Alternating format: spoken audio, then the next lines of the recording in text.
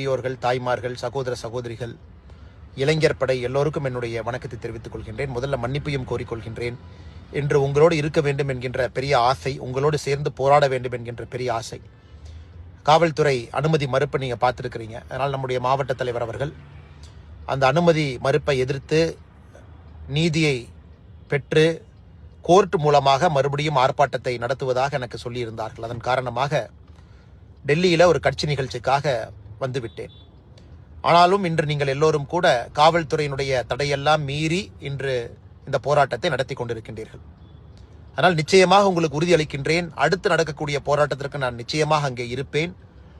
அதே நேரத்தில் எங்களுடைய மாவட்ட தலைவர் அண்ணன் ஸ்ரீனிவாசன் அவர்கள் முறையாக அனுமதியை நிச்சயமாக பெறுவார் என்கின்ற நம்பிக்கையும் எனக்கு இருக்கு. காவல்துறை அப்பொழுதும் அதை மறுத்தால் வேறு வழி இல்லை, நானும் உங்களைப் போல அதை மீற வேண்டிய கட்டாயத்திற்கு தள்ளப்பட்டிருப்பேன். காரணம், ஜனநாயக முறையில் அறரீதியில் நடக்கக்கூடிய போராட்டம். எந்த விதத்திலும் கூட இந்த ஊர் பகுதியில் திருப்பூர் மாநகராட்சியினுடைய குப்பை கழிவுகளை கொண்டு வந்து கொட்டுவதற்கு யாருக்குமே இங்கே அதிகாரம் இல்லை. இருந்தும் திருப்பூரில் வரக்கூடிய குப்பை கழிவுகள் எல்லாம் கூட அங்கேயே திட மேலாண்மையாக அதை வரைமுறைப்படுத்துவதற்காக கிட்டத்தட்ட 28 MCC இருக்கு. எதுவுமே நடைமுறைப்படுத்தல. இந்த குப்பை அகற்றப்படுவதில் ஒரு பெரிய லஞ்ச சாம்ராஜ்யத்தையே திருப்பூரினுடைய மாநகராட்சி நடத்தி கொண்டிருக்கின்றார்கள்.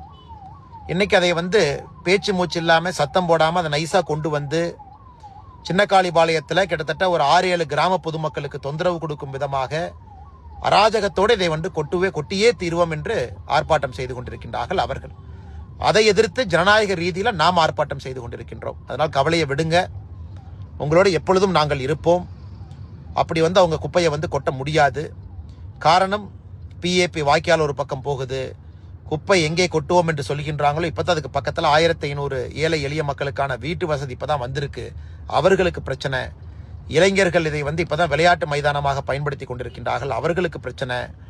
இங்க மூங்கில் பூங்கா இருக்கு, அறிவியல் பூங்கா இருக்கு, எல்லோருக்குமே பிரச்சனை ஏற்படுத்தக்கூடிய இடமாக தேர்வு செய்யறாங்க. அதுவும் இந்த இடமே மாநகராட்சியினுடைய பெயர்ல கூட இல்லை. அடுத்து நடக்கக்கூடிய போராட்ட நிகழ்வில் நிச்சயமாக பங்கேற்பேன் என்கின்ற உறுதிமொழியும் அளித்து, அதனால் நிச்சயமாக ஜனநாயக ரீதியில் தொடர்ந்து போராடுவோம், வெற்றியை நிலைநாட்டுவோம் என்று சொல்லி வாய்ப்பு கொடுத்த அண்ணன் ஸ்ரீனிவாசன் அவர்களுக்கும் மாவட்டத்தினுடைய எல்லா நிர்வாகிகளுக்கும் நன்றி கலந்த வாழ்த்துக்களை வணக்கங்களை தெரிவித்து, மிக பொறுமையாக இருக்கக்கூடிய நம்முடைய பெரியவர்கள், தாய்மார்கள், பொதுமக்கள், இங்கு குழுமி இருக்கக்கூடிய எல்லோருக்கும் என்னுடைய வணக்கத்தையும் இந்த நேரத்தில் தெரிவித்துக் கொள்கின்றேன்.